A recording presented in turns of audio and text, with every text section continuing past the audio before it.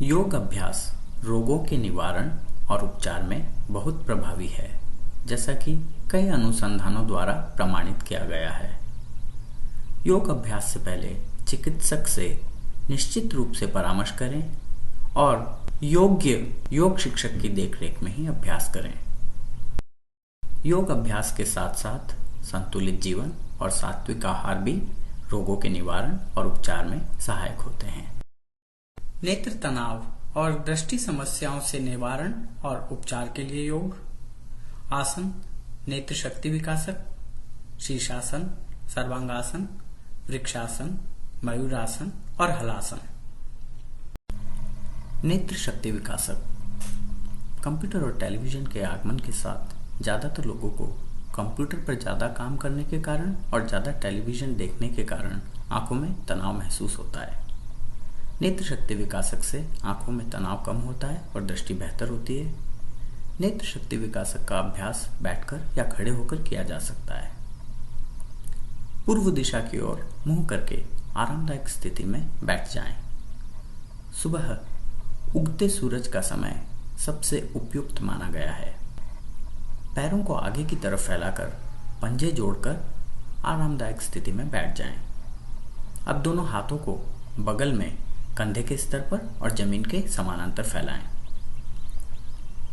दोनों हाथों के अंगूठे ऊपर उठाएं और सिर को सीधा रखें। सिर को बिना हिलाए बारी बारी से अपनी दृष्टि का ध्यान दाहिने अंगूठे पर और फिर बाएं अंगूठे पर केंद्रित करें।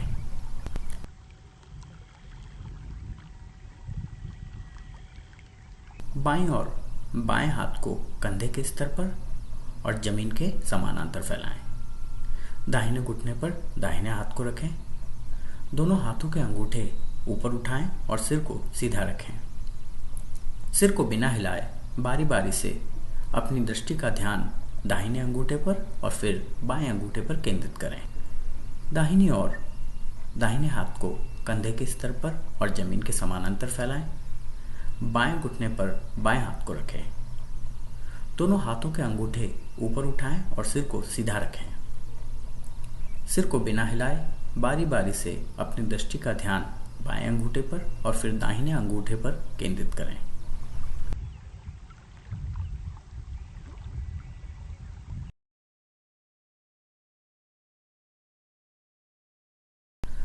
दोनों हाथों के अंगूठे ऊपर उठाकर रखते हुए दोनों हाथों की मुट्ठियां बंद कर लें।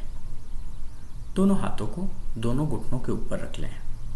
बिना कोहनी मोड़े धीरे धीरे दाहिना हाथ तब तक ऊपर उठाएं जब तक कि सिर के ऊपर आ जाए। सिर को बिना हिलाए बारी बारी से अपनी दृष्टि का ध्यान दाहिने अंगूठे पर और फिर बाएं अंगूठे पर केंद्रित करें।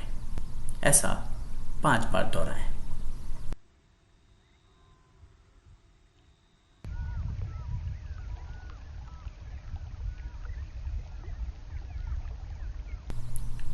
अब बाएं हाथ के लिए इस व्यायाम को 5 बार दोहराएं।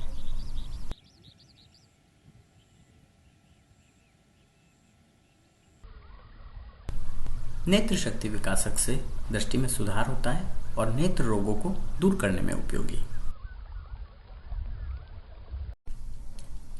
शीर्षासन। शीर्षासन को सभी आसनों का राजा कहा जाता है। आसन के स्थान को अतिरिक्त कपड़ा बिछाकर नरम कर लें। मुलायम और नरम स्थान पर अपने सिर के सामने के हिस्से को रखें। उंगलियों को परस्पर मिलाकर सिर के पीछे रखें। कोहनियों को जमीन पर टिका दें और कोहनियों के बल पर शरीर को पूरा ऊपर उठाकर शरीर सीधा कर लें। एक आरामदायक अवधि के लिए सामान्य रूप से श्वास लेते हुए इस स्थिति को बनाए रखें। कुछ समय नियमित अभ्यास के बाद पैरों को फैलाकर और शीर्षासन में पद्मासन लगाकर भी इसका अभ्यास किया जा सकता है।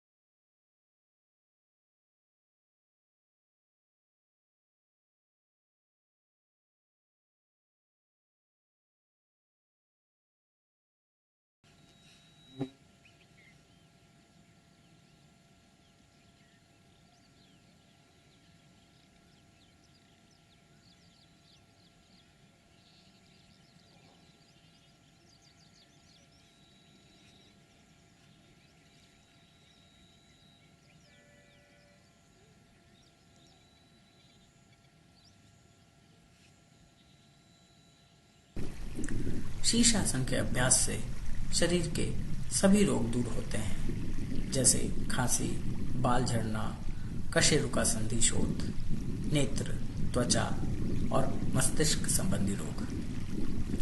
कब्ज और पाचन संबंधी समस्याओं में सुधार होता है, आयुर्वृत्ति के प्रभाव को रोकता है और चेहरे को सौंदर्य प्रदान करता है, तनाव से मुक्ति मिलती है और अनिद्रा की समस्या दूर होती है। सावधानियां। हृदय और उच्च रक्तचाप की समस्याओं से पीड़ित लोगों को नहीं करना चाहिए। योग या दवा के माध्यम से इन बीमारियों के ठीक हो जाने के बाद वे इसका अभ्यास कर सकते हैं। अभ्यास से पहले चिकित्सक की सलाह लें और योग शिक्षक की देखरेख में ही अभ्यास करें।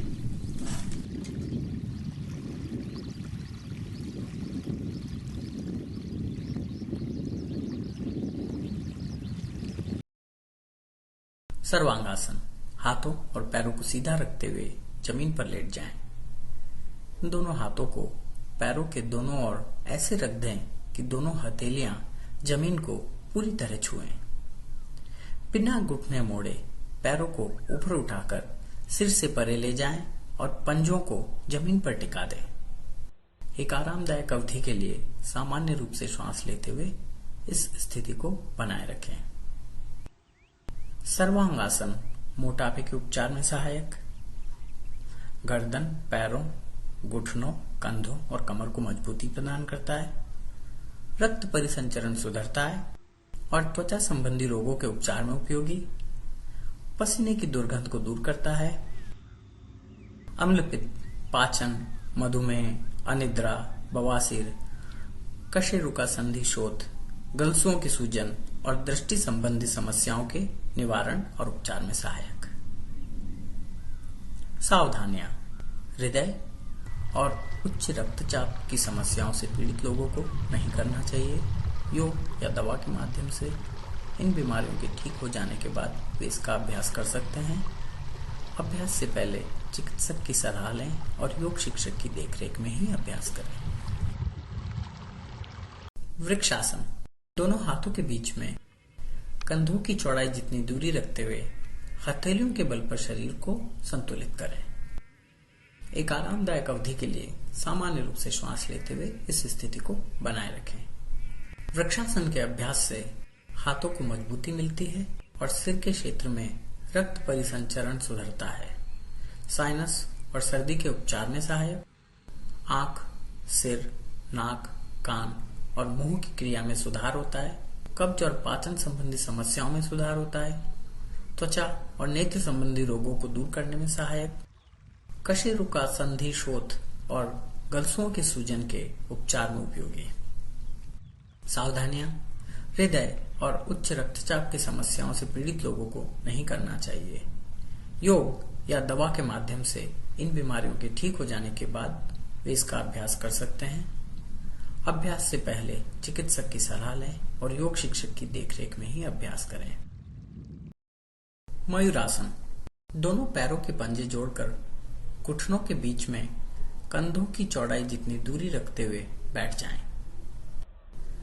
हाथों की उंगलियां जोड़कर हाथों के बीच में 4 उंगलियों का अंतर रखते हुए दोनों हथेलियों को जमीन पर टिका दें।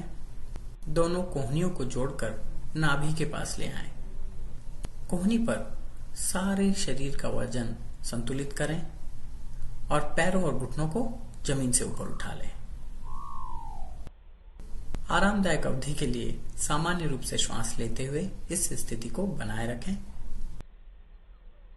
मयूरासन पाचन संबंधी समस्याओं को दूर करने में उपयोगी होता है, पेट के अंगों को मजबूती प्रदान करता है, यकृत और अग्नाशय संबंधी रोगों के निवारण और उपचार में उपयोगी, पाचन शक्ति बढ़ाकर जहरीले पदार्थ को भी पचाने की शक्ति प्रदान करता है, जैसे मोर सर्प को पचा लेता है, कुंडलिनी जागरण में सहायक, दृष्टि सुधारता है, हाथों और फेफड़ों को मजबूती प्रदान करता है। सावधानियां। हर्निया और उच्च रक्तचाप से पीड़ित लोगों को नहीं करना चाहिए। योग या दवा के माध्यम से इन बीमारियों के ठीक हो जाने के बाद वे इसका अभ्यास कर सकते हैं। अभ्यास से पहले चिकित्सक की सलाह लें और योग शिक्षक की देखरेख में ही अभ्यास करें। हलासन। हाथों और पैरों को सीधा रखते हुए जमीन पर सीधा लेट जाएं। बिना घुटने मोड़े पैरों को ऊपर उठाकर सिर से परे ले जाएं और पंजों को जमीन पर टिका दें। दोनों हाथों से दोनों पैरों के पंजों को पकड़ लें। एक आरामदायक अवधि के लिए सामान्य रूप से श्वास लेते हुए इस स्थिति को बनाए रखें।